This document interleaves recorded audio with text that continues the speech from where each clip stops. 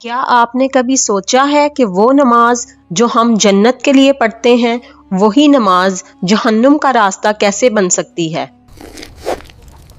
کیا میری قسمت میں تم جیسے بھکاریوں کو کھلانا لکھا ہے؟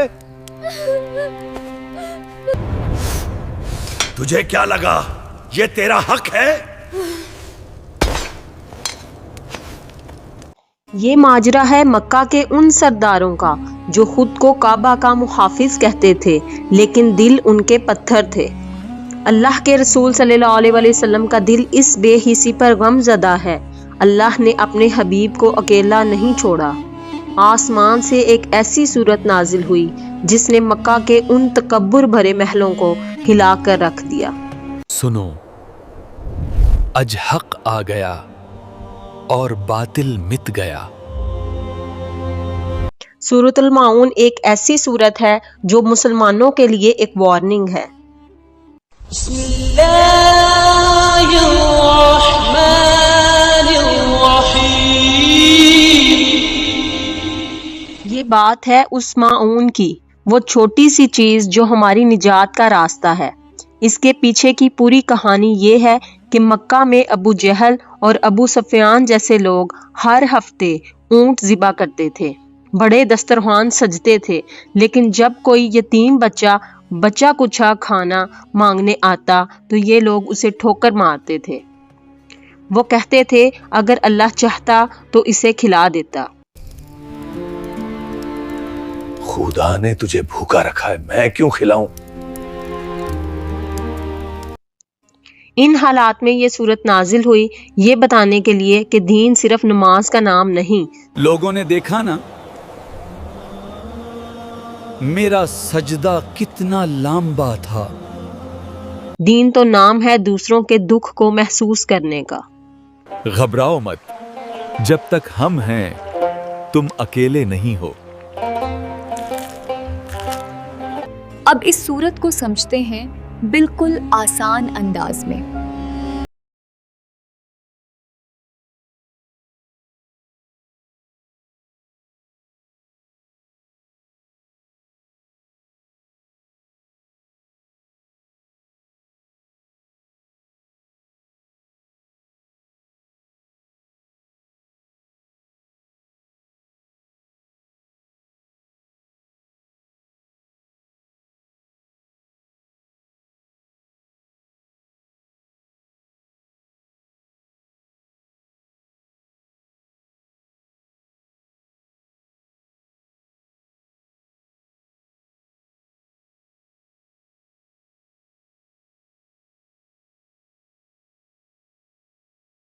ان آیتوں میں اللہ فرماتے ہیں أَرَأَيْتَ الَّذِي يُكَذِّبُ بِالدِّينِ فَذَلِكَ الَّذِي يَدُعُّ الْيَتِيمَ وَلَا يَحُضُّ عَلَى طَعَامِ الْمِسْكِينِ۔ کیا تم نے اس شخص کو دیکھا جو روز جزا کو جھٹلاتا ہے؟ یہ وہی بدبخت ہے جو یتیم کو دھکے دیتا ہے اور نادار کو کھانا کھلانے کے لیے لوگوں کو ترغیب نہیں دیتا۔ پہلی آیت میں اللہ پوچھتے ہیں کیا تم نے دیکھا اس شخص کو جو دین کو جھٹلاتا ہے؟ دھیان دیں، یہاں اللہ نے کافر نہیں کہا بلکہ اس کی نشانی بتائی۔ وہ جو یتیم کو دھکے دیتا ہے اور مسکین کو کھانا کھلانے کی ترغیب نہیں دیتا، مطلب اگر دل میں ترس نہیں تو دعوی ایمان کھوکھلا ہے۔ سب کچھ میرا ہے، کسی اور کے لیے یہاں کچھ نہیں۔ یہاں سے دفع ہو جاؤ یتیم۔ اگلی 3 آیتوں میں اللہ فرماتے ہیں فَوَيْلٌ لِّلْمُصَلِّينَ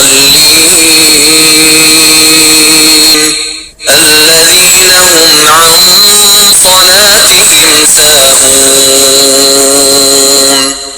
الَّذِينَ هُمْ يُرَاءُونَ۔ تو ایسے نمازیوں کی خرابی ہے جو اپنی نماز کی طرف سے غافل رہتے ہیں، جو ریاکاری کرتے ہیں۔ اب بات آتی ہے ان لوگوں کی جو نماز تو پڑھتے ہیں لیکن ان کے لیے ویل یعنی تباہی اور جہنم کی وادی ہے۔ کیوں؟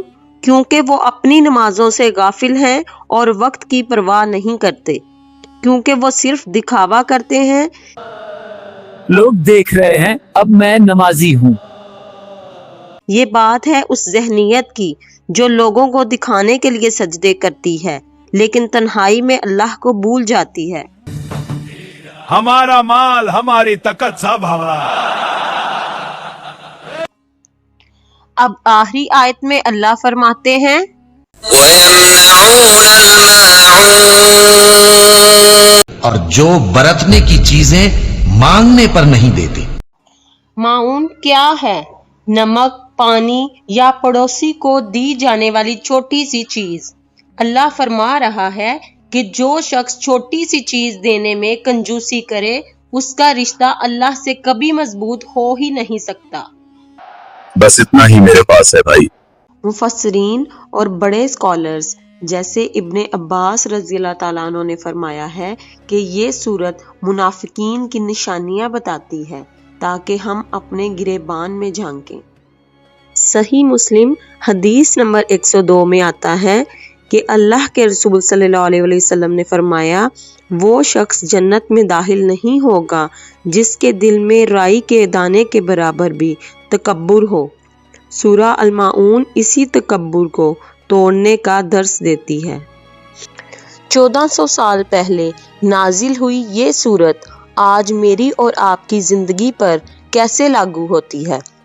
آج ہمارے پاس بڑی گاڑیاں ہیں، بڑے گھر ہیں، لیکن کیا ہم اپنے پڑوسی کی بھوک سے واقف ہیں؟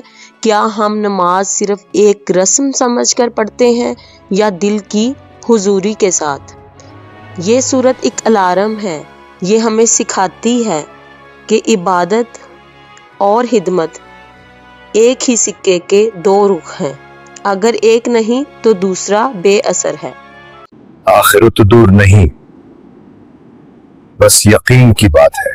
اگر آپ کو سورہ الماعون کا یہ پیغام سمجھ آیا ہے تو آج ہی اپنے آس پاس کسی ضرورت مند کی مدد کریں۔ ہمارے چینل کو سبسکرائب کریں اور بتائیں کہ کیا آپ نے کبھی معون یعنی چھوٹی سی مدد کی اہمیت محسوس کی ہے۔ اللہ ہمیں دکھاوے سے بچائے، آمین۔ اللہ حافظ۔